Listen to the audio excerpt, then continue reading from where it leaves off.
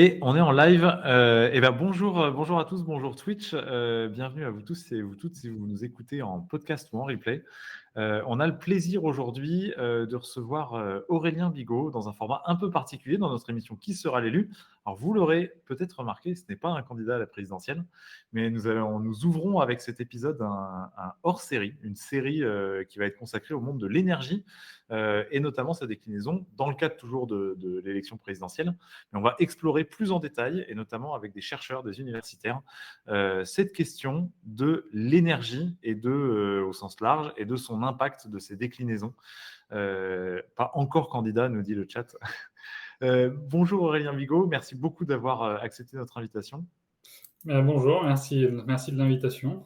Est-ce que tu peux te présenter succinctement ?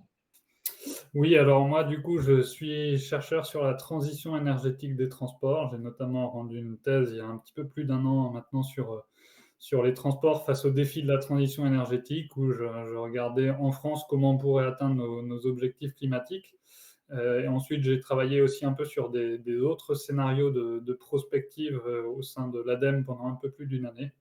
Et puis depuis, je continue un peu diverses activités pour essayer de produire et diffuser de la connaissance sur ces sujets de transition énergétique des transports. Merci beaucoup. Donc effectivement, on va parler d'énormément de choses. Peut-être déjà commencer sur quelques ordres de grandeur et puis on va approfondir un peu avec le sujet que tu as approfondi au cours de ta thèse. Mais peut-être déjà effectivement sur la question assez large des ordres de grandeur. Donc on va parler d'énergie effectivement déjà et des transports. Et déjà peut-être que représentent les transports dans la consommation d'énergie en France. C'est peut-être parce qu'effectivement on va parler surtout de la France. Qu'est-ce que ça représente ? Alors, en ordre de grandeur, alors j'ai surtout les chiffres sur les émissions de gaz à effet de serre en tête, c'est de l'ordre de 30% qu'on regarde sur le territoire national seul. Du coup, ça c'est que les émissions vraiment directes liées au transport des voitures, des poids lourds, etc., au moment de leur usage. Mais quand on n'est que sur les émissions du transport intérieur, on ne compte pas l'aérien ou le maritime international. Mais donc, on a cet ordre de grandeur-là quand on prend que les émissions directes sur le territoire. Et si on prend en empreinte de manière plus globale, donc en prenant aussi les transports internationaux, en prenant aussi la construction des véhicules, des infrastructures, la production de l'énergie, etc., eh bien, en empreinte, on est finalement, même si on rajoute tout un tas de choses, on est toujours autour de 30%. Parce qu'on est sur une empreinte globale qui est plus importante. Notamment, voilà, tous les biens de consommation qu'on consomme en France ne sont pas forcément produits sur le territoire français. Donc cet ordre de grandeur de 30% finalement reste valable qu'on raisonne sur le territoire ou qu'on raisonne de manière plus générale. Donc en tout cas, c'est un secteur qui est, en gros, quand on décompose en différents secteurs au niveau de l'économie française, c'est le secteur le plus émetteur de gaz à effet de serre.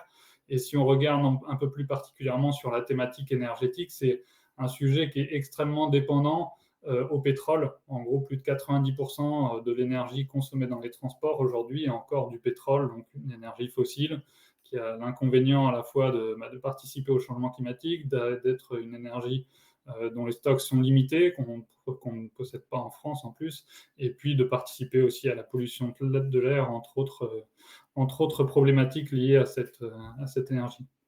Oui, parce qu'on rappelle effectivement, c'est vrai que quand on parle beaucoup des débats, notamment autour de l'énergie, on parle souvent du nucléaire, mais on oublie, alors, et c'est une différence qui n'est pas, qui est pas tout le temps faite, mais effectivement, l'électricité en fait représente qu'une petite partie de la consommation d'énergie en France. Et donc, effectivement, je vais le rappeler, les transports, à peu près un tiers avec ce secteur seul, effectivement, alors des émissions de gaz à effet de serre. Et puis surtout, cette problématique assez spécifique de dire que les transports, c'est vrai que ça roule ultra majoritairement, 90%, tu disais, au pétrole. Donc très monothématique. Autant l'électricité, les gens commencent à le savoir, il y a une sorte de panel qui s'offre à nous. Les transports, c'est encore très, très restreint. Peut-être justement, puisque c'était le sujet de ta thèse aussi, les transports face à la transition énergétique. C'est quoi un peu déjà les évolutions qu'on constate et est-ce qu'il y a vraiment des solutions pour faire des transports verts? Alors, sachant que cette expression est très à la mode, mais pas forcément précise, en tout cas d'un point de vue scientifique. Peut-être c'est quoi déjà les évolutions qu'on a constatées au cours des précédentes années, et puis un peu les solutions, lesquelles sont envisageables et lesquelles sont crédibles? Alors, vaste question. Donc, pour prendre un peu un angle d'approche, en tout cas, sur les grands leviers de transition énergétique des transports, il y en a 5 qui sont cités notamment dans la stratégie nationale bas carbone et que moi j'ai pu regarder un peu plus dans ma thèse. Ces 5 grands leviers, c'est tout d'abord la demande de transport. Donc, la demande de transport, c'est pour la mobilité des voyageurs, c'est le nombre de kilomètres qui vont être parcourus. Et ça, historiquement, ça a beaucoup augmenté et ça a été le principal facteur à la hausse sur les émissions de gaz à effet de serre.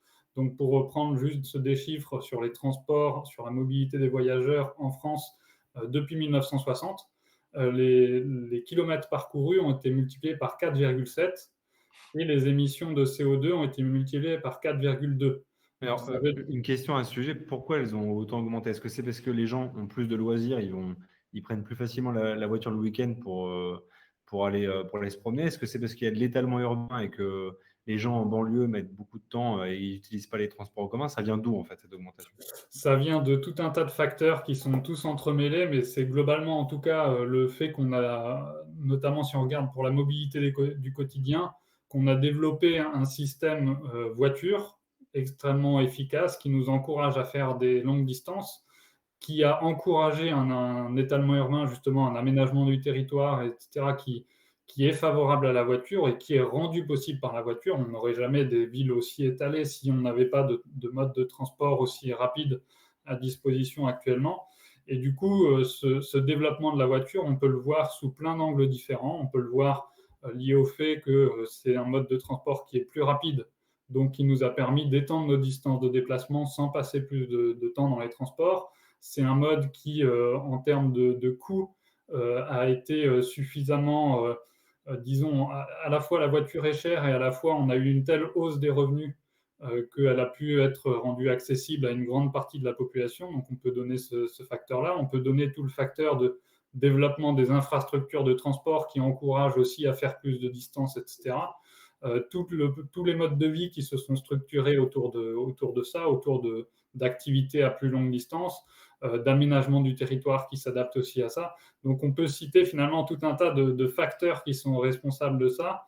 Mais en tout cas, voilà, le résultat, c'est que il y a une forte augmentation des kilomètres parcourus, à la fois parce qu'il y a aussi eu une croissance de la population, mais en majorité, depuis 1960, c'est les kilomètres parcourus par personne qui ont augmenté et qui expliquent cette hausse de la demande, en sachant qu'il y a eu une sorte de pic, au moins pour les kilomètres intérieurs à la France, depuis le début des années 2000, un pic sur les kilomètres parcourus.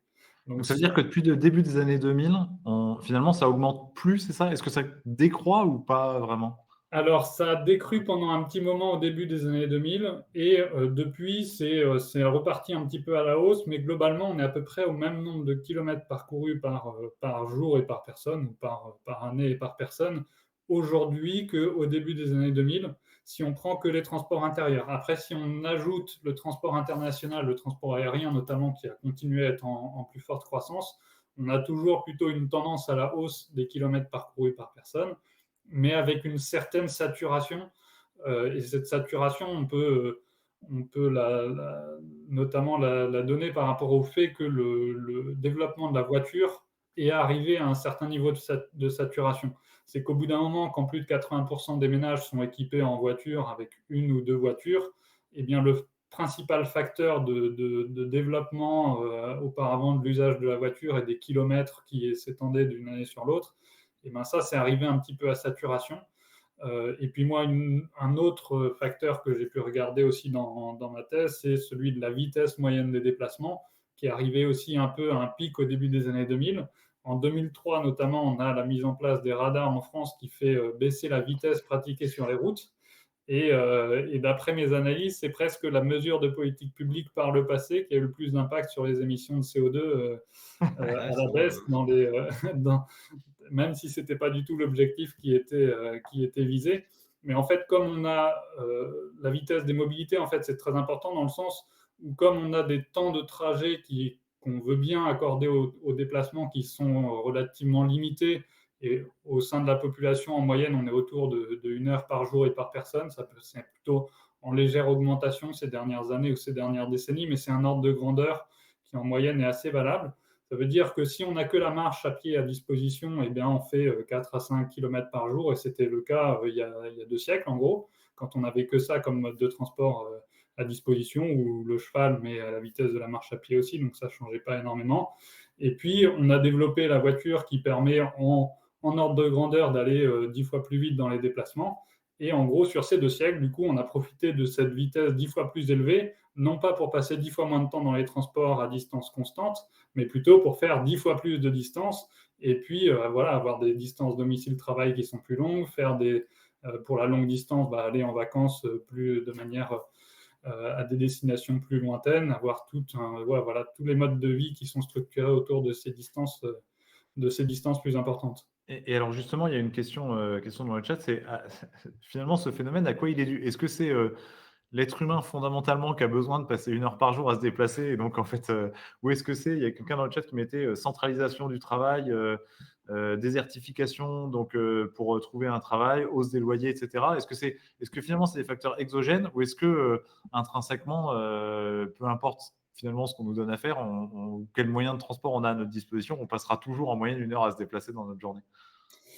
Sur les raisons profondes, c'est assez difficile à dire, mais c'est une sorte de coût de l'usage du transport qu'on va internaliser, où on est prêt à mettre un certain temps dans les transports, et jusqu'à un certain seuil où en gros on se dit bon, bah là, faire autant de transport que ça, le coût à la fois en termes d'efforts que ça représente ou en termes financiers devient trop important, et éventuellement ne vaut plus vraiment le coup de se déplacer si loin ou autant, et du coup on peut chercher en compensation à essayer de relocaliser un peu son mode de vie.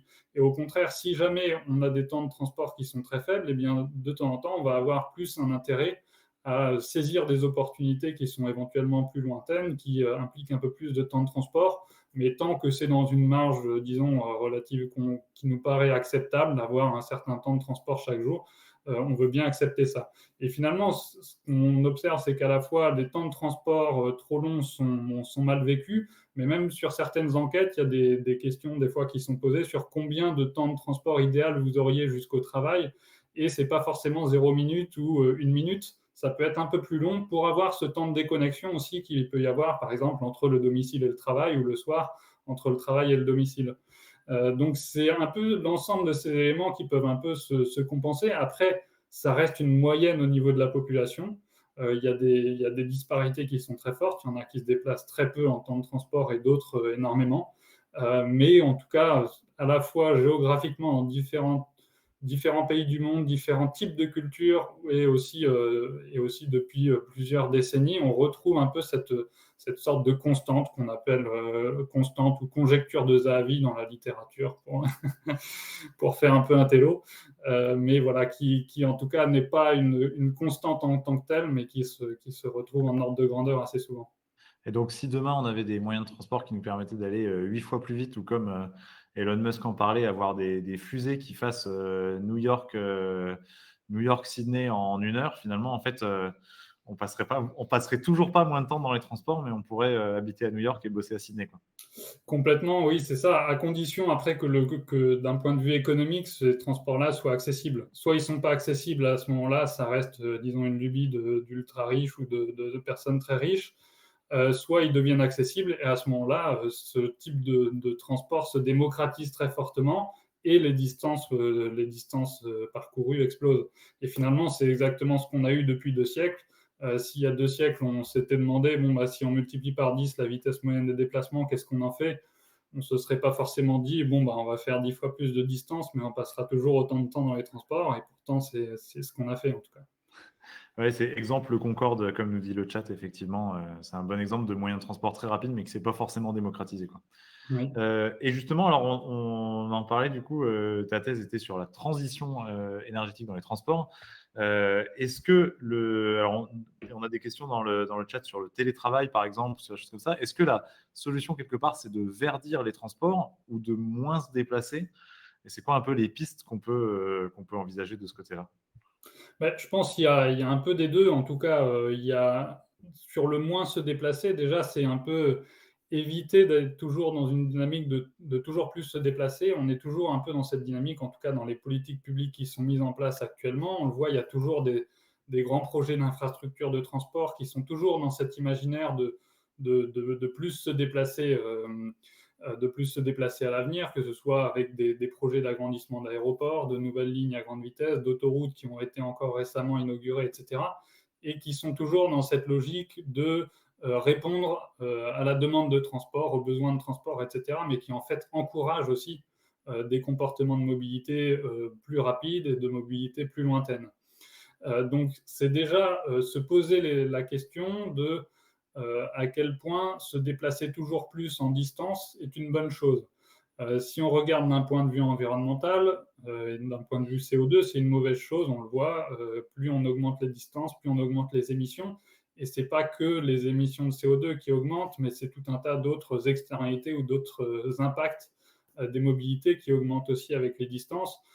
Plus il y a de monde sur les routes, plus il y a de congestion, plus il va y avoir de bruit dans les villes, plus il va y avoir de pollution atmosphérique, de consommation d'énergie, de consommation de ressources, donc de pollutions diverses liées à la production des véhicules ou des infrastructures de transport, etc. Moins aussi on va avoir d'activité physique dans nos déplacements. Et ça, la sédentarité et le manque d'activité physique, c'est aussi une cause de problèmes de santé qui est extrêmement forte et très mal prise en compte dans les politiques publiques actuellement. Donc c'est tout un tas d'inconvénients qu'on peut avoir, en tout cas, à toujours chercher à se déplacer plus, et notamment se déplacer plus avec des transports motorisés, souvent assez polluants. Et dans le même temps, il y a aussi des inconvénients d'un point de vue social. On le voit dès qu'il y a une hausse du prix de l'énergie, du prix des carburants notamment. Le fait d'avoir des modes de vie structurés autour de longues distances, ça pose des questions de précarité, des questions sociales, d'inégalité territoriale, etc., qui sont très importantes. Ça pose des questions en termes de qualité de vie aussi, parce que si jamais on a des politiques qui sont structurées autour du fait d'avoir des distances de déplacement toujours plus importantes, mais que dans le même temps, la vitesse des mobilités arrête d'augmenter, un peu comme je le disais, cette sorte de saturation au niveau de la vitesse. Ça veut dire si on a des distances de plus en plus importantes, il faut passer de plus en plus de temps dans les transports pour des distances qui sont en augmentation. Et c'est un petit peu pour ça que je disais, on a un ordre de grandeur toujours autour d'une heure par jour et par personne, mais avec une légère tendance à la hausse, et notamment dans des métropoles comme par exemple en région parisienne, la moyenne est encore plus haute que ça. Et on peut se dire que ce n'est pas quelque chose de tout à fait souhaitable de continuer toujours un peu cette dynamique on étale les activités, etc. On a des distances de plus en plus longues et du coup des temps de transport, des coûts de transport qui augmentent aussi. Alors justement, alors, ça me fait revenir sur une question qui est venue de Fenris dans le chat. Est-ce que la solution, elle passe pas notamment par le télétravail qu'on a énormément expérimenté pendant la crise Covid? Et une autre question qui est un peu liée à ça d'ailleurs, c'est est-ce qu'on a pu mesurer l'impact du Covid et donc de la mise en place massive du télétravail sur les émissions du secteur du transport? Alors, télétravail, ça peut être un des leviers possibles, en effet, pour réduire cette demande de transport. Après, il n'est pas forcément aussi important que ce qu'on pourrait s'imaginer à première vue. Tout d'abord parce que toute une partie des emplois ne sont pas télétravaillables. En gros, dans les analyses qu'il y a, c'est souvent un ordre de grandeur de 60% des emplois qui ne sont pas télétravaillables. Donc ça veut dire que même la majorité ne peuvent pas. Et après, même sur les 40% qui peuvent, ce n'est pas forcément souhaitable que ce soit toute la semaine, etc. Les déplacements liés au travail ne correspondent pas non plus à l'ensemble des déplacements, etc.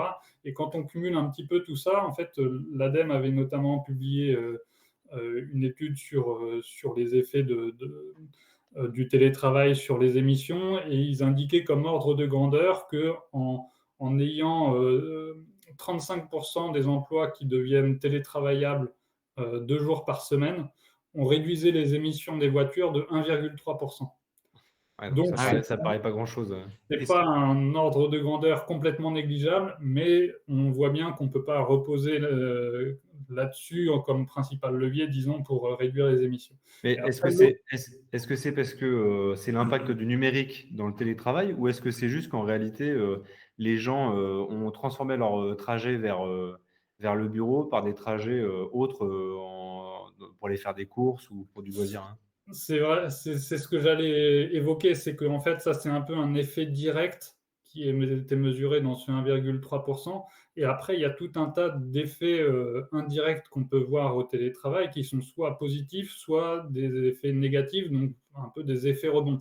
C'est-à-dire, typiquement, on passe moins de temps au quotidien pour aller jusqu'au travail, voilà, en voiture ou autre mode de transport, mais du coup, on va remplacer ça par d'autres trajets qui seront plus acceptables. Alors, soit des trajets à longue distance parce qu'on part plus facilement en week-end si on a le vendredi qui est en télétravail, ou parce que on choisit plus facilement un travail, on accepte plus facilement un travail qui serait loin de chez soi si on sait qu'il y a 2 jours par semaine où on n'a pas besoin d'y aller, ou on choisit un logement qui est plus loin de son Ah ouais. travail, etc.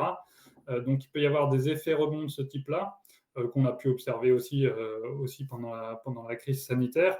Et il peut y avoir au contraire des synergies assez intéressantes, assez positives, qui ont été observées pendant la crise sanitaire. Après, il faut voir à quel point ça perdure dans le temps, mais typiquement, je n'ai pas mes trajets pour aller jusqu'au travail le matin et le soir, mais je remplace ça par d'autres trajets plus en proximité pour aller faire des courses, pour aller chercher les enfants à l'école, pour diverses procédures administratives, etc. Des temps qu'on n'aurait pas forcément pris dans une journée non télétravaillée, mais qui permettent éventuellement de relocaliser un peu son mode de vie et ça, recréer des proximités, c'est une excellente chose si on veut réussir à réduire un peu les distances de déplacement à l'avenir de manière acceptable et avec des modes de vie voilà, qui sont vertueux et qui permettent en plus facilement d'utiliser la marche et le vélo au quotidien.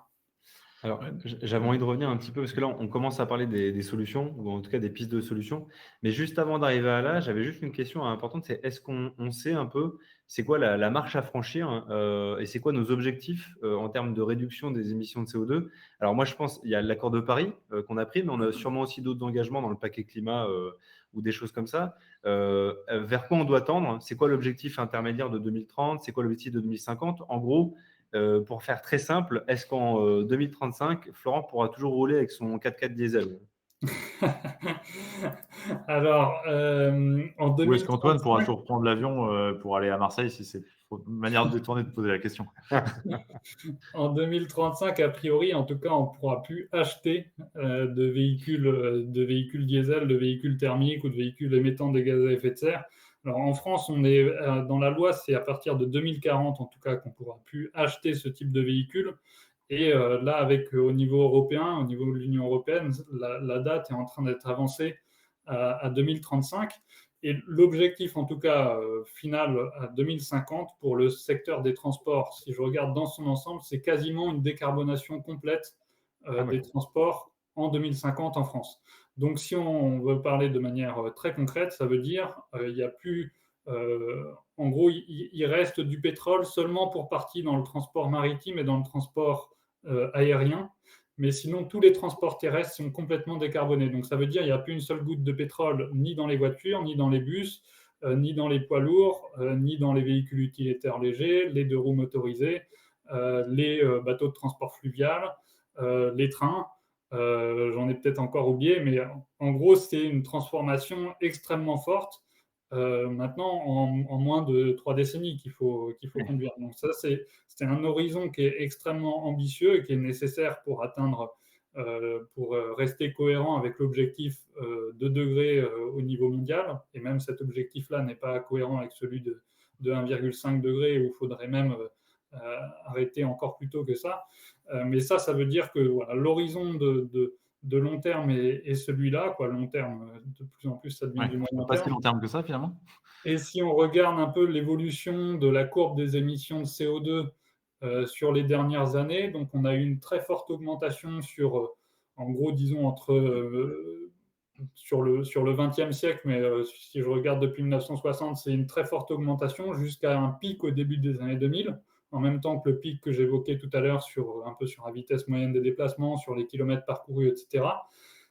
Et puis depuis, on a plutôt une trajectoire assez stable sur les émissions. Il y a eu une légère baisse au début des années 2000, et après ça dépend un peu exactement sur quel périmètre on regarde, mais les tendances sont relativement stables sur les émissions ces dernières années. Et dans les toutes prochaines années, ce qui est fixé par la stratégie nationale bas carbone, c'est vraiment une rupture dans les émissions et des baisses qui sont fortes. Et en fait, c'est là-dessus qu'on a pris du retard assez important.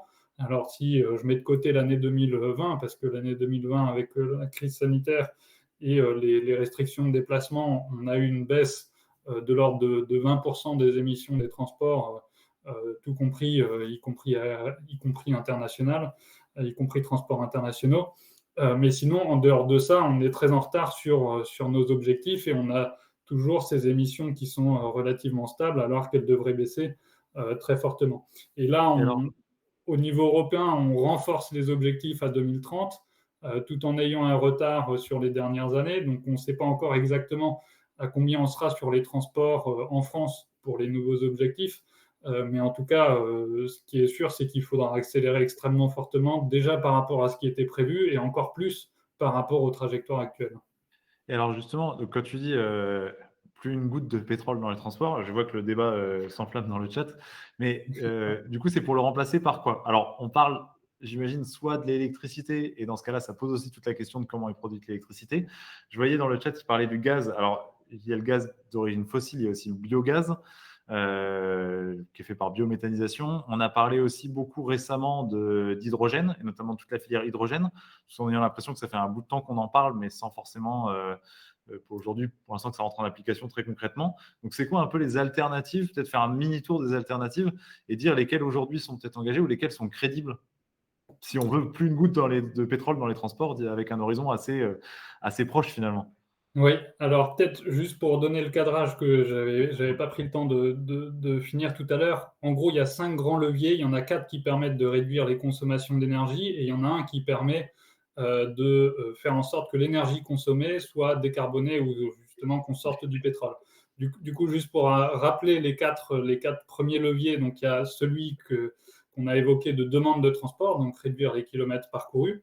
Ensuite, il y a un levier, on pourra revenir sur les autres plus tard, mais il y a un levier de report modal vers des modes plus vertueux, donc moins d'avions, de voitures, plus de transports en commun, de marches, de vélos, etc. Ensuite, il y a un troisième levier qui est celui d'améliorer le remplissage des véhicules, par exemple quand on fait du covoiturage plutôt que d'être seul dans sa voiture.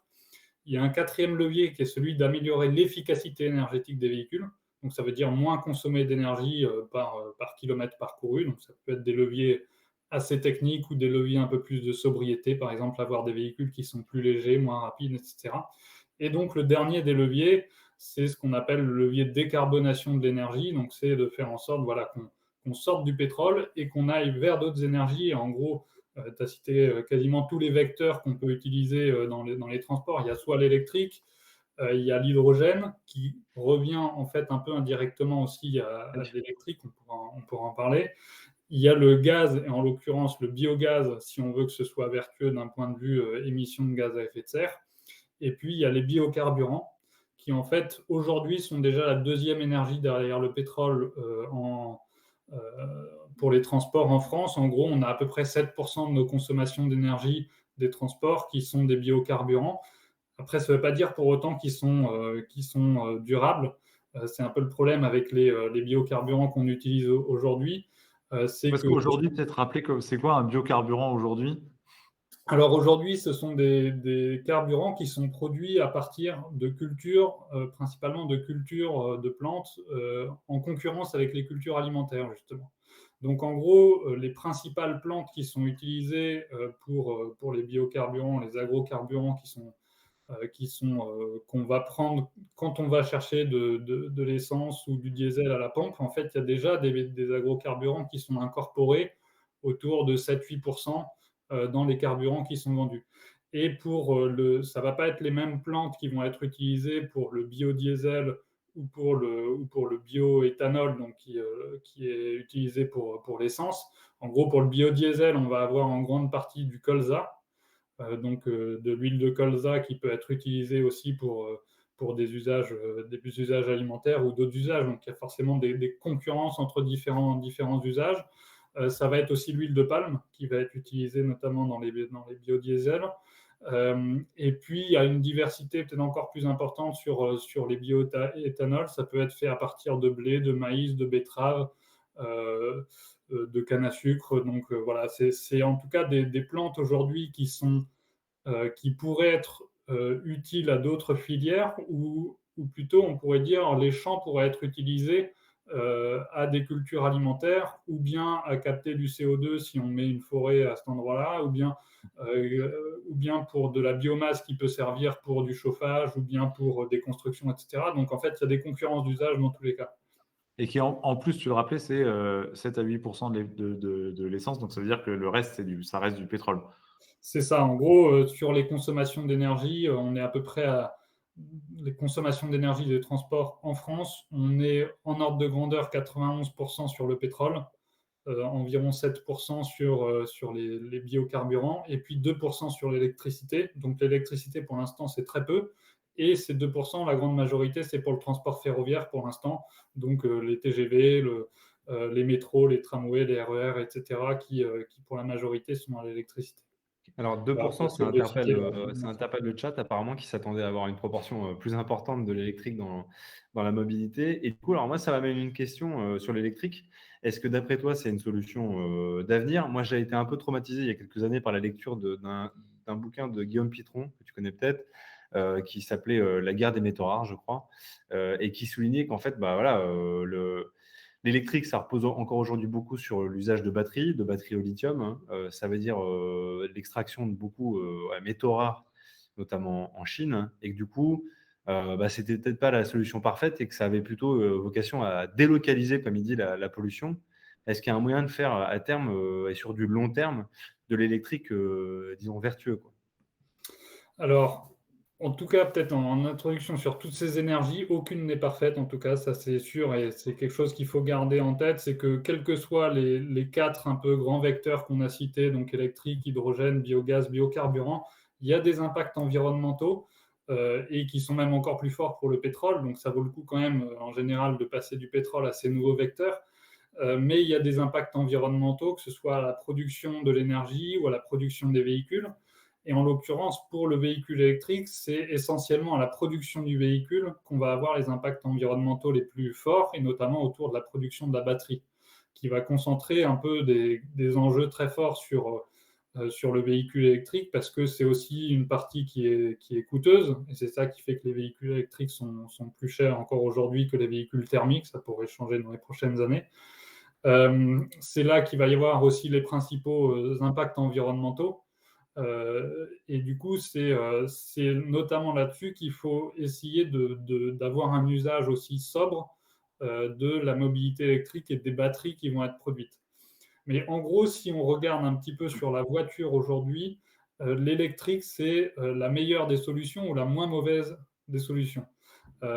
En termes de bilan, en termes d'émissions de gaz à effet de serre, dès aujourd'hui en France, on est sur des ordres de grandeur de 2,5 à 3 fois moins d'émissions en analyse de cycle de vie. Donc, à la fois la production et l'usage du véhicule dans son ensemble, sur l'ensemble de son cycle de vie, 2,5 à 3 fois moins d'émissions par rapport à un véhicule essence ou diesel. Donc, ça veut dire dès aujourd'hui, c'est quand même plus vertueux. Et si je compare l'électrique aux trois autres alternatives qu'on a évoquées, donc que ce soit les biocarburants, le biogaz ou l'hydrogène, en fait, c'est trois autres types de vecteurs énergétiques. En gros, les biocarburants, c'est des carburants liquides. En très grande majorité aujourd'hui, c'est le pétrole, et ce n'est pas les carburants renouvelables qui sont produits et utilisés. Donc aujourd'hui, si on développe plus les carburants liquides, en gros, on développe plus essentiellement le pétrole. Ensuite, il y a le gaz qui, à très grande majorité aussi, est du gaz fossile aujourd'hui, et le biogaz actuellement, c'est qu'une petite partie vraiment des productions de gaz qu'on peut avoir en France ou dans le monde. Et ça va mettre du temps avant d'avoir une part plus significative de biogaz, et ça demande tout un tas de ressources en biomasse qu'on n'aura pas en quantité suffisante pour alimenter l'ensemble des consommations de gaz actuelles sans les diminuer assez fortement. Et puis sur l'hydrogène, c'est pareil. En gros, 95% de la production d'hydrogène aujourd'hui en France, en Europe ou dans le monde, c'est à partir d'énergies fossiles. Donc, ce n'est pas intéressant à court terme d'un point de vue émissions de gaz à effet de serre. Donc, ça veut dire que… De mémoire, effectivement, je te fais une micro et on va renvoyer effectivement les lecteurs. On a fait un débat effectivement sur la voiture à hydrogène. Mais j'avais découvert à cette occasion-là que ce que tu disais, hein, l'hydrogène à 95%, il est fait par vapocraquage effectivement d'énergie fossile, donc de pétrole ou de gaz qui va être vapocraqué pour produire de l'hydrogène. Pourquoi c'est souvent évoqué? Parce qu'on pourrait en fait produire de l'hydrogène à partir d'énergie renouvelable, enfin, d'électricité renouvelable, qui du coup serait stockée sous forme d'hydrogène. Et c'est un peu enfin, ce que prônent les défenseurs de l'hydrogène. Mais ça, ce que tu dis, c'est que non seulement c'est pas pour tout de suite, mais ça a d'autres inconvénients aussi, quoi. Oui, c'est ça. Après, sur l'hydrogène, en effet, ça peut avoir sa pertinence dans la transition énergétique. Le problème, c'est que souvent, c'est un peu mis en avant par certains promoteurs comme une solution un peu miracle, un peu magique qu'il faudrait développer à fond, quels que soient les usages. Et en l'occurrence, c'est pas magique à ce point-là.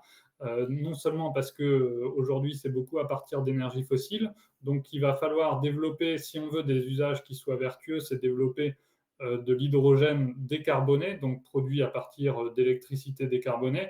Ça va prendre du temps de lancer cette filière qui est la filière de l'électrolyse de l'eau. En gros, il nous faut de l'électricité et de l'eau et on casse les molécules d'eau et on peut récupérer de l'hydrogène. Et ça, aujourd'hui, donc, c'est qu'une petite partie. Et la priorité, avant même de développer les usages dans le secteur de la mobilité, ça va être essentiellement de décarboner l'hydrogène qui est déjà utilisé aujourd'hui dans l'industrie, notamment dans le raffinage, la production d'engrais, la chimie, etc. Il y a déjà des productions d'hydrogène aujourd'hui qu'il va falloir décarboner dans un premier temps. Et tant qu'on n'a pas fait ça, le risque, c'est que si on développe trop l'hydrogène dans la mobilité, on développe de l'hydrogène carboné, donc avec peu d'intérêt environnemental. Et puis enfin, l'autre élément qu'on peut citer sur l'hydrogène, c'est que du coup, comme je le disais, il faut passer par l'électricité pour transformer l'hydrogène. Et après, on utilise l'hydrogène dans une voiture qui, en réalité, il y a deux types de technologies possibles, mais la plus utilisée, c'est en fait d'utiliser l'hydrogène dans une pile à combustible qui va retransformer l'hydrogène en électricité pour l'utiliser dans un moteur électrique. Donc, ça veut dire que la voiture à hydrogène, majoritairement, est une voiture électrique, mais pour lequel on n'utilise pas l'électricité directement. En fait, on branche notre voiture électrique sur la prise, mais d'abord, on a l'électricité qui est transformée en hydrogène, puis de nouveau en électricité. Et ça fait des pertes énergétiques qui font qu'il faut plus d'électricité et plus d'énergie au total pour faire rouler la voiture hydrogène sur 1 kilomètre que si on l'utilise directement dans une voiture électrique. Et puis, dernier élément qu'on peut citer, aujourd'hui, les voitures hydrogène sont assez peu développées. Du coup, les offres des constructeurs sont assez peu lancées là-dessus et il n'y a pas forcément, à l'avenir, c'est pas sûr qu'il y aura une offre beaucoup plus fournie là-dessus. Et du coup, l'offre est extrêmement chère aussi pour l'instant parce qu'il y a peu de modèles, mais aussi parce que l'hydrogène coûte plus cher dans l'ensemble, disons, de construction véhicule plus utilisation de l'hydrogène décarboné. Alors, c'est extrêmement clair. Du coup, il y avait une question dans le chat. Ça veut dire qu'il va falloir changer effectivement tout le parc de véhicules. On l'a compris, du coup, idéalement vers une solution en véhicule électrique, puisque c'est la moins pire. On ne va pas parler de meilleure, mais en tout cas, la moins pire pour l'instant. Et après, on parlera des autres leviers. Mais en tout cas, effectivement, une question dans le chat, c'était est-ce que c'est réaliste de changer l'ensemble du parc de véhicules? Moi, j'ajouterais une question, c'est plutôt en combien de temps c'est réaliste de changer l'ensemble du parc de véhicules, surtout pour une technologie radicalement différente. C'est-à-dire si déjà, il faut attendre 2030 ou 2035, c'est fait partie aussi des propositions des candidats à la présidentielle. Je crois que c'est 2035 au niveau européen. Il y a certains candidats qui proposent 2030 en France. S'il faut attendre effectivement 2035 pour que ce soit interdit, est-ce que c'est réaliste qu'il n'y ait plus une goutte de pétrole 15 ans après? C'est quoi un peu le temps de renouvellement d'une flotte de véhicules à l'échelle d'un pays? C'est de l'ordre de 15 à 20 ans, en gros, la durée de vie moyenne d'un véhicule. Après, ça veut pas dire que tous, au bout de le chiffre que j'ai en tête, c'est 16 ans. Ça veut pas dire qu'au bout de 16 ans, tous les véhicules partent à la casse, etc. Donc, il y en a qui vivent encore plus longtemps que ça. Mais ça veut dire que, rien que si on prend ce chiffre de 16 ans, ça veut dire que si à partir de 2035, il n'y a plus de véhicules vendus, déjà à 16 ans, on arrive à 2050, voire un petit peu plus. Et donc, pour les véhicules qui vivraient plus que 16 ans, parce que c'est une moyenne, potentiellement, ils rouleraient encore avec des carburants liquides en 2050. Donc après, il faudrait que ce soit des carburants liquides sous forme de biocarburants, mais on sait que les biocarburants sont, surtout si on veut passer à des biocarburants qui sont davantage durables par rapport à ceux qu'on utilise aujourd'hui, ils sont disponibles en quantité assez limitée, et il y a notamment beaucoup le transport aérien qui lorgne dessus, le transport maritime aussi, en fait des modes de transport qui ont encore moins d'alternatives que la voiture. Et sinon, sur la voiture électrique, est-ce que c'est réaliste? C'est très difficile à dire aujourd'hui. Est-ce qu'il y aura des contraintes? De quelle manière elles vont se manifester? À quel endroit? Est-ce que ce sera des contraintes géopolitiques, des contraintes vraiment géologiques, des contraintes sur le prix des matières? Donc ça, c'est très difficile de vraiment avoir une conclusion tranchée là-dessus. En tout cas, il y en a qui l'ont. Moi, j'ai du mal à avoir un avis extrêmement tranché sur ce sujet-là. Ce qui est sûr, c'est que moins on est sobre dans les usages et plus il y aura des contraintes qui vont voir le jour. Et aujourd'hui, on n'est pas sobre dans les usages. Le problème, c'est qu'on a tendance à vouloir reproduire à l'identique des voitures telles qu'on les utilise pour les véhicules thermiques. On souhaite passer à l'électrique, mais sans rien changer d'autre de nos mobilités, de nos comportements, etc. Alors qu'il faudrait plutôt se servir finalement des inconvénients du véhicule électrique pour transformer plus globalement nos mobilités vers quelque chose de plus vertueux. Alors justement, Ça, effectivement, c'est précisément ce qu'on va aborder et je renvoie parce que je vois qu'il y a aussi pas mal de ouais, questions là-dessus. On aura une autre émission, un autre live, qui sera pour le coup entièrement dédié à l'électricité et aux différentes manières de produire de l'électricité, ok. qui est un sujet évidemment extrêmement connexe, mais qu'on va peut-être pas forcément trop développer, ici. Donc du coup, effectivement, tu disais, il faut aussi changer les usages et il faut déjà et aussi changer les usages. Alors changer les usages, concrètement, ça veut dire quoi? Et surtout, ça passe par quoi? Est-ce qu'aujourd'hui, les transformations des usages, elles sont subies? On a parlé du Covid ou des radars sur les routes, mais qui donnent un peu l'impression que c'est des effets plutôt mesurés que choisis.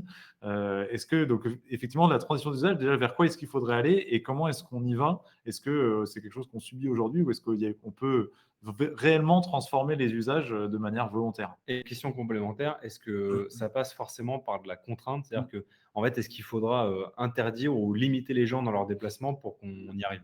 Et dernière question, et ça fait beaucoup de questions, est-ce que c'est faisable? On a vu effectivement que tout ce qui touchait au transport, alors tu as parlé des radars, mais on a vu effectivement l'exemple des 80 km/h sur les routes qui ont entraîné pas mal de broncas, l'exemple de la hausse des prix du carburant et notamment l'entrée en vigueur de la taxe carbone qui a entraîné les gilets jaunes, les 120 km/h sur les routes qui étaient une des mesures proposées par la Convention citoyenne pour le climat et qui a été quasiment la première mesure à être boycottée ou en tout cas écartée. Donc on sent que c'est des sujets extrêmement sensibles. Alors ça fait beaucoup de questions, mais du coup un peu comment tu transformes ces usages? Alors, on peut reprendre éventuellement la lecture des différents leviers de décarbonation. On a cité, on a pas mal parlé de la demande de transport au début, pas mal de la décarbonation de l'énergie là, juste à l'instant. Et au milieu, il y a trois autres leviers. On peut citer donc le report modal, le remplissage des véhicules et l'efficacité énergétique de ces véhicules. Et en fait, sur ces trois leviers, il y a énormément de choses potentiellement à faire qui devront passer par à la fois des incitations, donc développer de nouvelles offres pour permettre par exemple aux personnes davantage d'utiliser le vélo, avoir des déplacements qui sont sécurisés avec des infrastructures voilà, qui sont sécurisées, qui permettent, y compris à des enfants, de prendre le vélo sans mettre leur vie en danger. Et ça, aujourd'hui, c'est possible dans quasiment aucune ville, aucun endroit de France, d'avoir vraiment des déplacements très sécurisés pour un enfant de 10 ans, alors que c'est ça aussi l'enjeu, si on veut que le vélo devienne accessible au maximum de personnes, sans cette crainte de la sécurité qui est un peu le premier frein aujourd'hui. Ouais, Donc parce ça veut que dire je il y a refais bien... une mini parenthèse, les Ouais. moyens de transport, le moyen de transport idéal finalement, c'est le vélo ou à pied, quoi. Déjà, dans un point. Ouais, si on veut être vers les modes les plus vertueux d'émissions de gaz à effet de serre, de consommation d'énergie, de ressources, d'activité physique, comme je disais tout à l'heure, de consommation d'espace, etc. Le vélo, c'est parmi la marche et ensuite le vélo sont des modes les plus vertueux. Et d'ailleurs, on aurait intérêt à assumer une telle hiérarchie dans les modes de transport qu'on veut privilégier dans nos politiques publiques, dans nos villes, etc. On a eu tendance ces dernières décennies à vouloir adapter la ville à la voiture, qui est en fait, en gros, le mode le moins vertueux des modes de déplacement du quotidien. Et en réalité, aujourd'hui, il faut faire l'inverse, il faut renverser cette hiérarchie et plutôt que la voiture individuelle soit vraiment le dernier des modes ou la dernière des mobilités utilisées ou favorisées par des politiques publiques et qu'on soit en priorité, donc je le disais, sur la marche, ensuite le vélo, ensuite les transports en commun ferroviaires qui sont aussi plus efficaces que les transports en commun type bus et cars, donc routiers, ensuite le covoiturage et puis en dernier lieu, comme je disais, la voiture individuelle. Mais donc il faut vraiment renverser aussi l'ordre des priorités. Après, si on regarde la marche et le vélo seul, on voit bien qu'on en arrive potentiellement à des distances de déplacement qui sont assez limitées, que voilà, ça peut pas convenir à l'ensemble des déplacements. Donc ça veut dire qu'il faut se reposer aussi sur d'autres alternatives, les transports en commun quand c'est possible, quand les flux sont encore plus faibles, typiquement dans des zones peu denses, mais de développer aussi le covoiturage qui peut avoir toute sa pertinence aussi. Mais ce qu'il y a, c'est qu'on est sur un tel développement de la voiture qui aujourd'hui est tellement ancré dans les habitudes, tellement simple d'usage, assez bon marché, même s'il y a des coûts de mobilité quand même qui sont importants, mais qui s'est diffusé en tout cas de manière large, que uniquement des incitations au mode plus vertueux, ça peut pas être suffisant par rapport à l'urgence des défis et aux besoins de changements extrêmement forts, extrêmement rapides dont on a besoin. Donc ça veut dire par rapport à la question est-ce qu'il faut aussi des contraintes? J'aurais tendance à dire oui, mais il faut bien les choisir, il faut qu'elles soient acceptables. Et c'est là qu'il y a tout l'enjeu, c'est qu'il faut que quand il y a des contraintes, qu'elles ne mettent pas dans la précarité certaines personnes. Typiquement, c'est ce qui a été vécu avec la taxe carbone, qui a été vécu comme beaucoup trop injuste par rapport à des personnes qui pouvaient difficilement se permettre de continuer à utiliser la voiture pour leur déplacement du quotidien avec un prix des carburants encore plus élevé. Mais par exemple, des contraintes du type baisse de vitesse à 30 km/h partout dans les zones urbaines, c'est quelque chose qui sécurise les déplacements en modes actifs, donc la marche et le vélo, les deux modes les plus vertueux, qui coûtent en gros quasiment rien à mettre en place et qui ne met pas dans la précarité toute une partie des usagers globalement. Alors, en effet, c'est quand même mal vécu par une partie des automobilistes. Quand on fait des sondages, c'est quand même plus de la moitié de la population qui est favorable à ce type de passage à 30 km/h dans les zones urbaines. Donc ça veut dire que c'est typiquement une contrainte, mais qui est favorisée par plus de la moitié de la population et qui a tout un tas de bénéfices sur la sécurité, sur le développement d'autres modes de transport, sur le bruit et du coup la qualité de vie en ville, etc. Donc, bien que le mot contrainte sonne très négatif, il peut y en avoir qui, en fait, sont des gains pour la société. Ça dépend comment on regarde les choses et à quel point les personnes impactées le sont beaucoup plus, en tout cas, que tous les bénéfices qu'on peut en retirer par ailleurs. Donc après, c'est pas le cas pour l'ensemble des contraintes. Il peut y avoir des contraintes qui sont, ou disons des incitations, des jeux d'incitation et contraintes, ça doit jouer un peu dans les deux sens qui sont plus ou moins bien acceptés, qui portent sur la vitesse des déplacements, sur le côté pratique de leur utilisation, sur la vitesse de ces déplacements. Mais en tout cas, il faut réussir à avoir le bon dosage, disons, à la fois incitation-contrainte sur les différentes politiques qui sont mises en place. Et alors justement, donc tu parlais effectivement déjà d'un ensemble de débuts de solutions. Tu as parlé très rapidement des zones hors ville, donc ou de la campagne, des zones rurales, dans lesquelles effectivement il y a potentiellement moins de choix. Tu parlais du covoiturage pour ces zones-là, quand c'est faisable. Mais est-ce qu'il y a d'autres solutions? Est-ce que, j'allais dire, hors voiture individuelle, finalement, il y a des moyens de se déplacer en zone rurale, ou est-ce que finalement, il faudra quand même rester sur la voiture individuelle, mais qui roule différemment du coup? Alors, je dirais, si jamais il y a en fait, tout dépend un peu des flux qui sont disponibles. S'il y a assez de personnes, disons, qui se déplacent dans la même direction sur la même route, s'il y a vraiment beaucoup de personnes qui sont dans ce cas-là, les transports en commun peuvent être pertinents. Le problème dans les zones peu denses, voire très peu denses, les zones rurales, etc., c'est que de base, sur les routes, il n'y a pas suffisamment de monde pour massifier des flux et faire vers des transports en commun qui seraient efficaces. Si c'est pour qu'il y ait 5 personnes à l'intérieur d'un bus, c'est pas intéressant et d'un point de vue économique, c'est extrêmement coûteux. Du coup, après, si les flux sont un peu moins importants, on peut se tourner vers le covoiturage.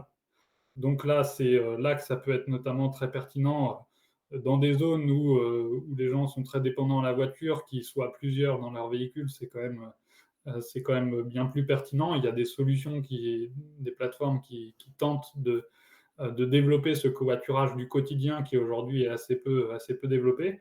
Et après, si vraiment on est sur de la mobilité qui reste de la mobilité individuelle, à ce moment-là, la solution n'est pas forcément la voiture individuelle, parce que la voiture telle qu'on la connaît aujourd'hui, c'est 5 places, c'est des véhicules qui, pour les voitures neuves, qui vont à 180 km/h, qui sont beaucoup trop lourdes et qui sont surdimensionnées en fait par rapport à la majorité de leur usage. Donc ça veut dire, à l'avenir, pour ces zones-là, si on a toujours des véhicules individuels, on a intérêt à développer des véhicules qui sont beaucoup plus sobres que la voiture telle qu'on la connaît aujourd'hui. Donc ça peut être soit des véhicules qui ressemblent à la voiture mais qui sont beaucoup plus légers. Donc c'est des voiturettes, typiquement là, je sais pas, je pense à la Zoé ou voilà, exactement. exactement. Des marques, des choses comme ça, c'est des voiturettes en fait. Ça peut être ça, ça peut être du coup la Zoé, c'est encore il y a la Twizy qui a un peu Oui, moins c'est ça. de Oui.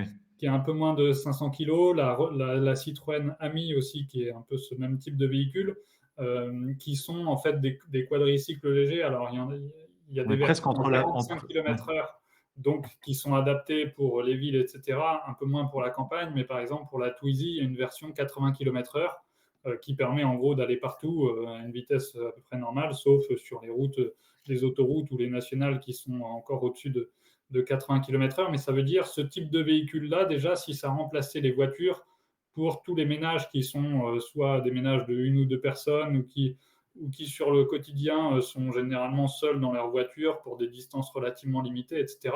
Des petits véhicules électriques sont bien plus vertueux qu'un gros SUV électrique ou qu'une voiture thermique comme on les connaît aujourd'hui à 5 places. Et Une question. si on continue juste à aller vers des véhicules encore un peu plus sobres que ça, on peut regarder plus globalement quels sont tous les véhicules un peu intermédiaires entre le vélo classique et la voiture qu'on pourrait développer. Et ça, en fait, il y en a qui sont un peu connus, il y en a qui le sont très peu aujourd'hui, mais il y a tout un tas de véhicules qui existent déjà et qui sont pour une bonne partie d'entre eux pas peu connus, peu développés, mais typiquement, si on part du vélo et qu'on va vers des choses qui tendent un peu plus vers la voiture ou vers des caractéristiques un peu plus intéressantes, on tombe sur le vélo assistance électrique. On sait par exemple que ça, pour le coup, ça se développe beaucoup en ce moment et ça remplace beaucoup plus la voiture que le vélo classique dans les politiques, dans les comportements, dans les reports de mobilité. On peut parler aussi du vélo cargo qui permet de transporter des charges, qui permet d'emmener des enfants à l'école ou transporter des enfants pour leurs activités. On peut parler de Speed Pedelec, ça c'est un vélo assistance électrique en gros qui va jusqu'à 45 km/h. Donc ça, c'est dans la catégorie cyclomoteur, mais ça ressemble en tout point à un vélo assistance électrique, sauf qu'il est un peu plus débridé. Et là, à ce moment-là, ça s'adapte encore mieux à des zones peu denses ou des zones rurales. On peut parler aussi du vélo mobile. Ça, c'est typiquement un véhicule intermédiaire entre le vélo et la voiture, parce que c'est une sorte de vélo couché. Donc on est vraiment en arrière dans le vélo et qui est caréné. Donc ça veut dire qu'il y a une carcasse autour de nous qui protège des intempéries et qui permet aussi d'être beaucoup plus aérodynamique. Et c'est d'ailleurs le véhicule à propulsion humaine le plus rapide qu'on connaisse aujourd'hui d'un point de vue efficacité énergétique. C'est le véhicule le plus efficace qu'on connaisse et on peut Le se vélo dire... mobile, donc c'est ça. Pardon ? Le vélo mobile, je redisais pour le nom, Le pour vélo le mobile, oui, test c'est ça. notamment. Et on peut se dire, en pleine crise énergétique, pleine crise climatique, c'est assez étrange qu'on ne se serve pas du véhicule qu'on connaît qui est le plus efficace d'un point de vue énergétique et qui en fait n'est pas développé, non pas parce qu'il y a des raisons fondamentales à ne pas développer ce type de véhicule, mais plutôt parce que dans l'histoire de nos mobilités, etc., les choix techniques qui ont pu être faits, les choix politiques, eh ben, ça ne s'est pas tourné vers ce type de véhicule. Alors, je ne sais pas s'il n'y a que des choix politiques, parce que alors, déjà, pour avoir cherché un vélo cargo, à faire l'acquisition d'un vélo cargo il n'y a pas longtemps, il faut que les gens aient d'ordre de grandeur. Un vélo cargo neuf aujourd'hui, avec assistance électrique, l'ordre de grandeur, c'est 3500, 4000, voire peut-être parfois plus. Donc, bon, c'est pas anodin. Et du coup, ma question, c'est, alors il y a le modérateur qui met un peu une image là Le vélo à mobile, l'écran ouais, là, tout du à vélo fait. mobile. Et effectivement, c'est impressionnant. Mais du coup, en fait, ma question, moi, j'ai le sentiment qu'il y a encore quand même une énorme majorité de gens qui ont encore le rêve de la belle voiture thermique assez grosse. Alors, sans aller jusqu'au Ram 3000, en tout cas, qui ont cette ambition-là. J'ai pas le sentiment non plus que la transition, elle va se faire naturellement, par la main invisible du marché, machin. Du coup, ça va passer par quoi? Est-ce qu'il faut rendre les voitures grand gabarit extrêmement chères, les taxer énormément, voire les interdire, hein? Comment on va On arriver parlait de à… taxer la puissance, taxer le poids. C'était une des propositions de la Convention citoyenne Ouais, pour il y le a climat. Yoga Moke qui dit est-ce qu'il ne faut pas tout simplement interdire en fait de dépasser une certaine puissance ou peut-être un certain poids? Est-ce que c'est la législation en fait qui va régler le problème? Oui, au moins en partie. En tout cas, après, tout ça, c'est des choix politiques, mais à mon avis, il faut combiner tous ces leviers. En fait, on est tellement loin aujourd'hui de l'orientation qu'il faudrait prendre qu'il faut jouer sur à la fois la réglementation, donc c'est typiquement des interdictions sur les véhicules qui sont les plus polluants ou ceux qui sont les plus lourds ou les plus puissants, ou bien pourquoi ne pas mettre une réglementation de dès qu'on vend un véhicule en France, sa vitesse maximale, c'est 130 km/h et pas 1 km/h de plus. Toutes nos routes sont au maximum à 130. Et bien aujourd'hui, quand on vend une voiture, la voiture moyenne qui est vendue en France, comme je disais tout à l'heure, c'est 180 km/h sa vitesse maxi. Et bien on peut se dire à quoi ça sert, quoi. Globalement, c'est pas vraiment utile. On pourrait brider, tout comme les vélos assistance électrique sont bridés, de Non, c'est brider vrai. aussi les voitures. Donc ça, c'est typiquement un exemple de réglementation qui, a priori, ne nous diminuerait pas trop notre bien-être, voire même nous apporterait tout un tas de co-bénéfices en termes de consommation d'énergie et du coût de la mobilité, de sécurité, etc. Donc, il y a les réglementations, il y a la fiscalité. La fiscalité, ce serait en effet des taxes plus fortes sur le poids des véhicules. Alors là, il y a eu des premières propositions. Il y a une première taxe pour les véhicules de plus de 1800 kg, mais ça représente quasiment rien des nouveaux véhicules vendus. Donc c'est assez indolore pour l'instant. Donc, il faudrait démarrer ça potentiellement plus tôt ou renforcer le bonus-malus écologique. Et si jamais on avait une ambition plus forte sur le malus, notamment sur le malus sur le poids, eh ben, ça pourrait dégager des financements pour financer des véhicules qui sont plus vertueux. Et par exemple, pour aider des acheteurs de vélos cargo qui trouvent qu'en effet, 3 500 €, c'est trop cher.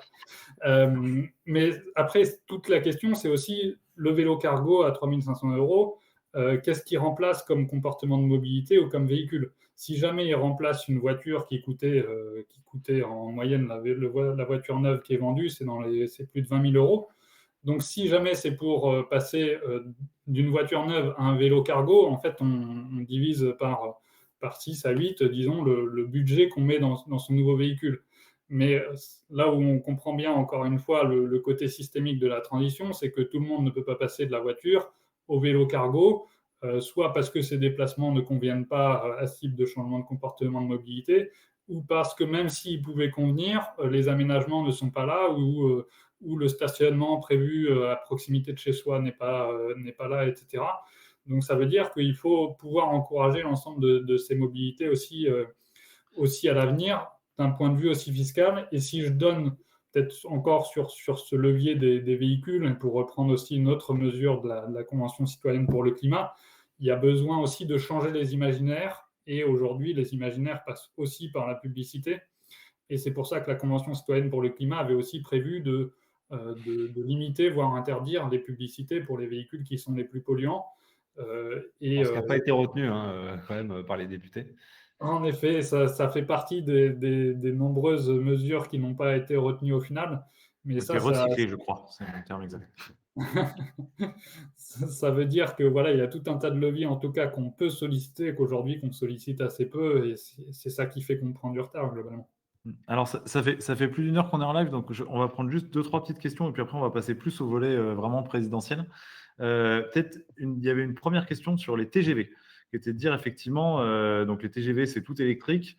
Ça a beaucoup d'impact aussi en termes de territoire. On parlait de l'effet rebond, donc c'est effectivement s'il y a une nouvelle ville qui est desservie par un TGV, on voit aussi des gens qui habitent plus loin, qui font des trajets quotidiens, etc. Et la question qui était posée dans le chat, c'est on incite à remplacer des vols, notamment des vols intérieurs, par des trajets en train. Or, la plupart des écologistes sont souvent opposés aux nouvelles lignes à grande vitesse. Qu'est-ce qu'il faut en penser? C'est quoi le bilan un peu du TGV? Alors, le bilan du TGV, disons, est extrêmement bon une fois que la ligne est construite. Par contre, en effet, quand on se pose la question de construire une nouvelle ligne, il vaut mieux prendre en compte les émissions qui sont liées à la construction et puis aussi les autres impacts environnementaux que génère une ligne à grande vitesse, en sachant que globalement, plus le territoire est vallonné ou voire montagneux, plus ça demande de construire des ponts, des tunnels, etc., qui sont extrêmement coûteuses en termes de bilan carbone. Si jamais on doit faire une ligne à grande vitesse sur un terrain extrêmement plat, à ce moment-là, ça demande moins de virages, moins de ponts, de tunnels, etc. Et du coup, des coûts écologiques, en tout cas des coûts en termes d'émissions de gaz à effet de serre qui sont moins importants. Après, je pense que la question du coup des nouvelles lignes à grande vitesse, euh, ces lignes à grande vitesse, en tout cas, elles permettent de faire du report modal depuis le transport aérien. On l'a vu quand il y a Bordeaux-Lyon, pardon, quand il y a Paris-Lyon, puis Paris-Marseille qui a été mis en place dès les années 80, plus récemment Paris-Bordeaux, ça va faire un report modal sur ces lignes en particulier. Après, la question, c'est d'avoir une vision cohérente, je dirais, entre les différents modes de transport. Si on veut vraiment réduire l'usage du transport aérien à l'avenir, ça ne suffira pas juste en construisant de nouvelles lignes à grande vitesse, parce que ça voudrait dire qu'il faudrait connecter l'ensemble des villes du territoire par des lignes à grande vitesse, et c'est ni pertinent d'un point de vue environnemental, ni économique, etc. Donc ça veut dire, au-delà des politiques qui sont mises en place sur le train, il faut être cohérent sur les politiques qu'on met en place sur le transport aérien ou sur la voiture. Ce qu'on a fait historiquement, globalement, c'est qu'on a développé des lignes à grande vitesse, mais dans le même temps, on a développé des aéroports, on a développé des autoroutes, etc. Et du coup, l'ensemble des modes de transport ont été en croissance. Donc, par exemple, le train, depuis des années, depuis des décennies, il est en croissance assez forte, sauf qu'il n'est pas en croissance beaucoup plus forte que les autres modes de transport. Et du coup, il n'y a pas eu de report modal au niveau national qui a été extrêmement fort. Alors, il y en a, ça dépend comment on mesure les choses, mais il y a eu un petit report modal qui a permis en gros de baisser de l'ordre de 3% les émissions depuis le milieu des années 90, malgré tous les milliards qu'on a mis sur le train à grande vitesse. 3%, ce n'est pas quelque chose d'extrêmement important. Donc, ça veut dire continuer toujours dans cette même dynamique de on finance des lignes à grande vitesse, mais on finance aussi le transport aérien, les agrandissements d'aéroports, d'autoroutes, etc. Ce n'est pas une politique qui est cohérente d'un point de vue émissions de CO2. Et si on veut vraiment faire baisser le transport aérien ou la voiture, pour le transport aérien, c'est entre guillemets plus facile, ou en tout cas il y a moins de contraintes, disons, sur les déplacements quotidiens des usagers. Il y a d'autres politiques beaucoup moins coûteuses que de mettre en place des lignes à grande vitesse qui, en plus, entre le moment où on décide du projet et le moment où vraiment il y a des trains qui circulent, il se passe un certain nombre d'années et on est dans une situation où il faut que dès les prochaines années, les émissions baissent. Donc ça veut dire qu'il faut repenser aussi à quel point on veut voir toujours ou pas à l'avenir, notamment le transport aérien ou la voiture ou les poids lourds, etc., qui ont des trafics qui augmentent ou pas. Et en l'occurrence, si on veut que les émissions baissent, il faudrait plutôt que ce soit ou pas. Alors, on va passer peut-être un peu plus à la partie présidentielle et la partie plus politique de cette émission, puisqu'on approche, effectivement, on se rapproche déjà un peu de la fin. On a une contrainte horaire après. Est-ce que déjà, alors sachant qu'effectivement, un petit élément de contexte, on ne connaît pas déjà encore l'ensemble des candidats qui se présenteront à l'élection présidentielle, et on est plus aujourd'hui, puisque assez peu de candidats ont déjà présenté leur programme, on est plus aujourd'hui dans des déclarations d'intention, ou en tout cas des mesures annoncées par-ci par-là via des déclarations médiatiques, que dans des programmes réellement complets et construits. Mais déjà, alors où en est Aurélien Bigot de ses parrainages? Première question du chat.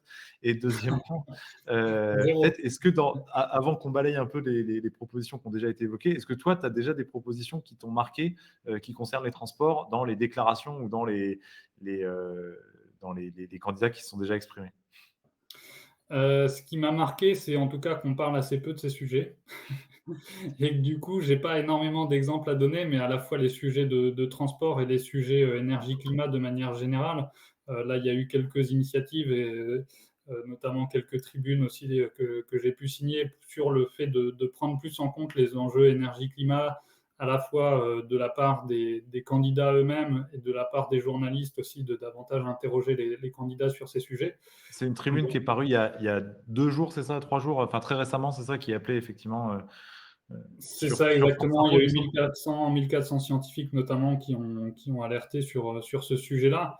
Et en effet, on a besoin en tout cas de débats sur ce sujet-là et à la fois pour s'assurer que les différentes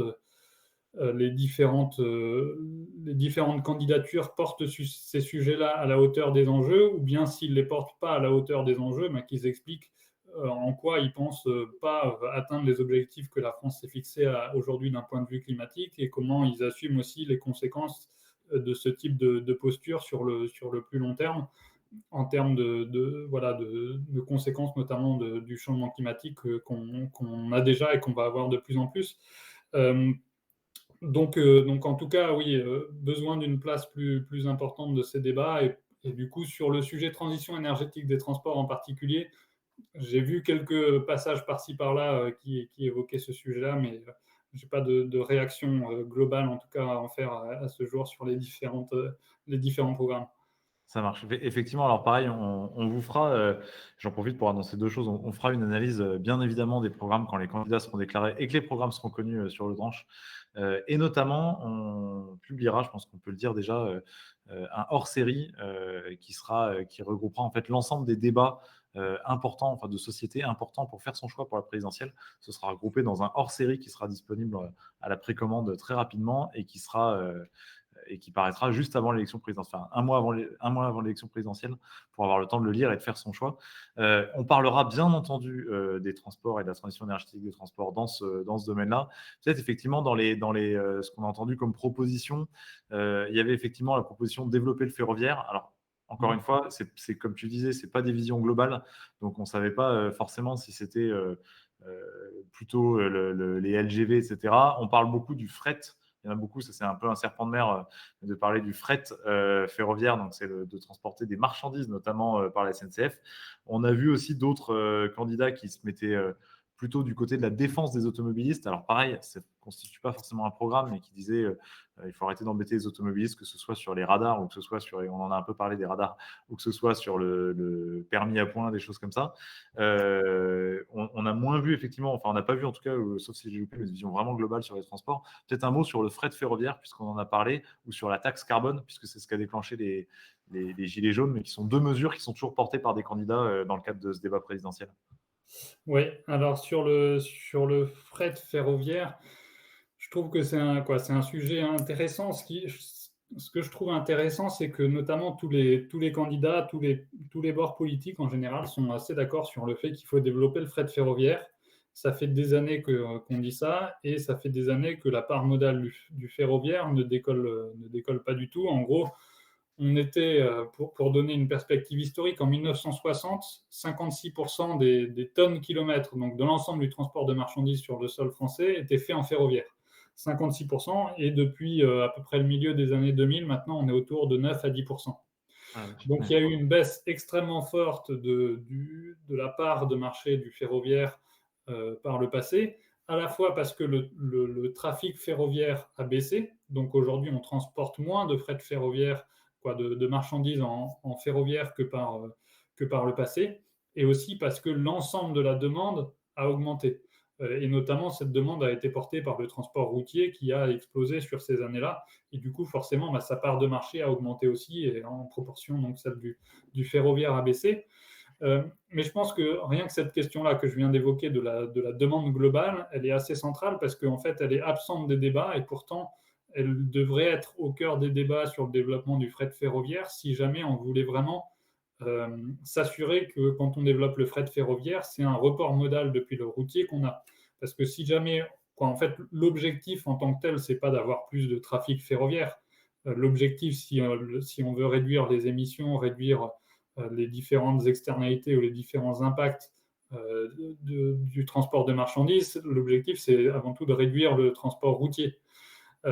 Et donc, ça veut dire, si on veut vraiment qu'il y ait du report modal vers le ferroviaire, il faut se poser des questions qui sont plus larges que juste essayer de faire un nouveau plan de relance de fret ferroviaire qui essaie d'améliorer un peu en effet la qualité de service, améliorer un peu les infrastructures, etc.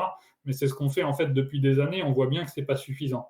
Donc quels sont les débats qui manquent un peu par rapport à ça et qui permettraient éventuellement d'aller plus loin? C'est tout d'abord de ne pas chercher qu'à améliorer la qualité de service du ferroviaire, ce qui est indispensable mais pas suffisant. Mais aussi, si le but c'est de faire baisser le routier, à ce moment-là, il faut des mesures qui permettent de s'assurer de ça. Donc ça veut dire notamment tous les sujets de taxation, d'indemnité kilométrique sur les poids lourds, tel que ça avait pu être discuté il y a quelques années, à un moment où tout le monde était d'accord aussi pour mettre en place ça. Puis il y avait alors c'était pas les gilets jaunes, mais c'était les bonnets rouges à l'époque qui avaient réussi à bloquer cette mesure de taxation kilométrique pour les poids lourds.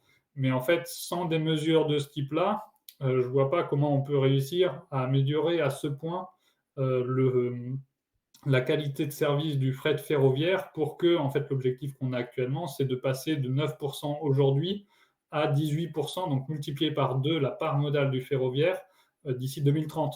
Donc en seulement 8 ans, en gros, il faudrait qu'on double la part modale du ferroviaire, alors que ça fait des années qu'on est complètement plat sur sa part modale. Et après, dans les autres questions qu'il faut poser par rapport à ça, et à mon avis qui sont trop absentes des débats, il y a comment évolue la demande globale. Donc, est-ce qu'on continue à augmenter le transport de marchandises, ou en tout cas, est-ce que c'est vraiment le but recherché?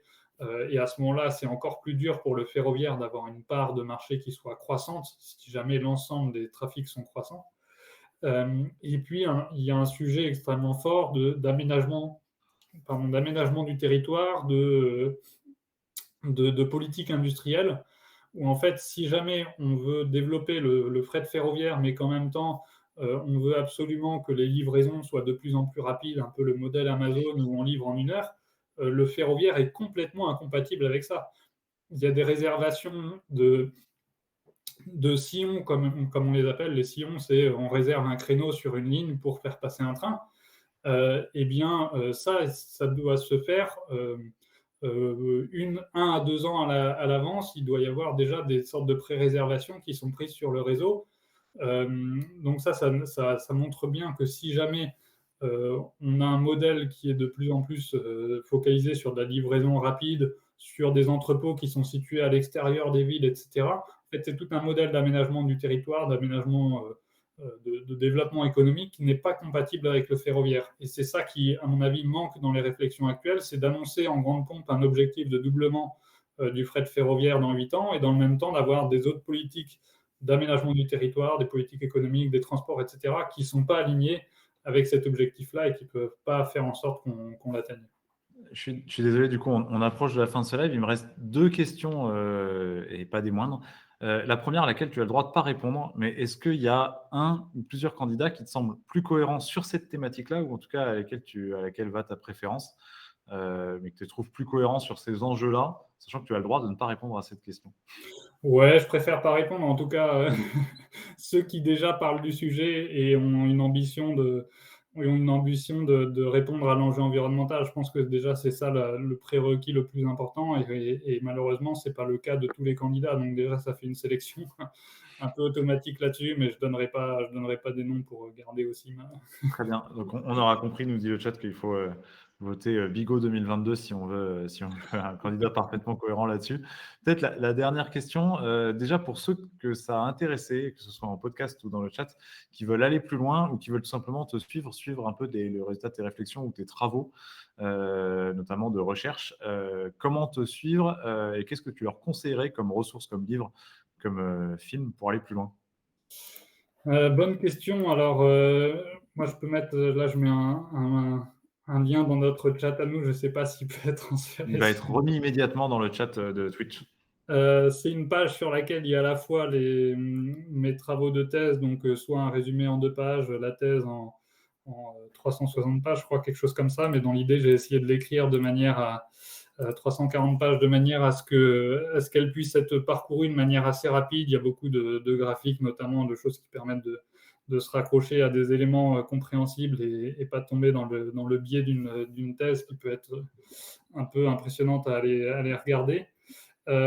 Et après, sinon, j'essaie de communiquer un petit peu sur les réseaux sociaux, Twitter, notamment depuis 2-3 ans, LinkedIn beaucoup plus récemment, et puis de faire quelques articles de temps en temps, soit des articles un peu de recherche ou beaucoup des articles vulgarisés. Et après, sur d'autres ressources que je peux conseiller, en format vidéo, il y a une série qui est sortie récemment qui s'appelle Faut que ça bouge, qui est sur YouTube. Alors, je peux aussi envoyer le lien si jamais ça vous intéresse. Je peux mettre ça dans le chat. Les modérateurs s'en chargeront. Faut que ça bouge Ok, sur YouTube. ça marche. Après, en termes de livres, dans ce qui se rapproche pas mal de ce que moi je peux étudier, il y a le livre de Laurent Castagnède qui s'appelle Hervor ou la face obscure des transports, qui revient aussi sur tout l'historique du développement des différents modes de transport, comment on en est arrivé à des consommations, notamment de pétrole, aussi importantes que ça, avec une perspective historique, sociologique, et puis un peu plus de quels sont les leviers qu'on peut utiliser aujourd'hui. Sur le sujet de la vitesse, il y a un sujet un livre un petit peu plus récent qui s'appelle Pour en finir avec la vitesse, qui là est plus rapide à lire et qui revient aussi sur notamment sur des enquêtes menées par le Forum Vie Mobile, un peu plus de sociologie, etc., et de comment la vitesse a transformé nos modes de vie de manière générale. Donc ça, c'est aussi une perspective qui peut intéresser. Et après, sur les enjeux énergie-climat, alors vous en avez peut-être déjà entendu parler, mais il y a la récente BD qui est sortie sur l'énergie et le climat, notamment par Jean-Marc Jancovici, et qui, je trouve, est une manière de vulgariser aussi le sujet qui est assez intéressante. Donc, Ouais, c'est un monde sans fin, je crois. Exactement. voilà, Un c'est monde ça. sans fin, exactement. Donc voilà, peut-être 3 références de lecture, et puis après, Très bien. Et, Ouais, c'est déjà pas et mal. peut-être très rapidement, est-ce que tu as une dernière pensée, une dernière considération ou un questionnement, toujours dans l'optique un peu de cette question des transports et de la présidentielle, sur laquelle laisser nos auditeurs et nos viewers? Ben, moi, ce que j'espère, c'est à la fois qu'on va discuter davantage de ces sujets, qui vont être un peu plus au cœur des présidentielles dans les prochains jours, dans les prochaines semaines. Et puis aussi il ne soit pas, que le sujet ne soit pas abordé que sous l'angle nucléaire contre renouvelable, qui est un peu la grande passion des débats français sur l'énergie, et qui malheureusement est à la fois extrêmement réducteur et qui ne fait pas beaucoup avancer les choses dans beaucoup de cas.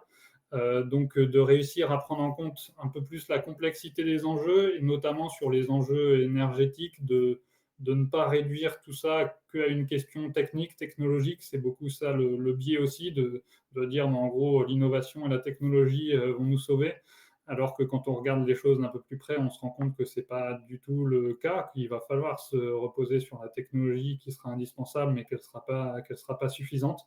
Donc d'approcher un peu plus la complexité des aspects d'aménagement, des aspects sociologiques, des aspects de redistribution qu'il y a besoin pour rendre la transition acceptable, du modèle économique qu'il nous faut, etc.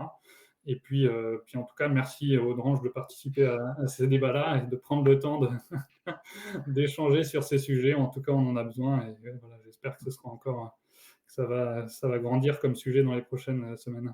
Et ben justement, ça fait une transition parfaite. Effectivement, c'est ce qu'on essaye de faire. Je rappelle pour ceux qui nous ont rejoints en cours de route que c'était effectivement le premier live hors série de la série qui sera l'élu, et qu'on va filer cette thématique, qu'on va explorer cette thématique de l'énergie tout au long effectivement de différents entretiens, différentes interviews spécifiquement liées à cette question de l'énergie qui, comme tu l'as dit, est complexe et mérite en tout cas qu'on s'y attarde et qu'on comprenne et qu'on l'englobe dans toute sa complexité.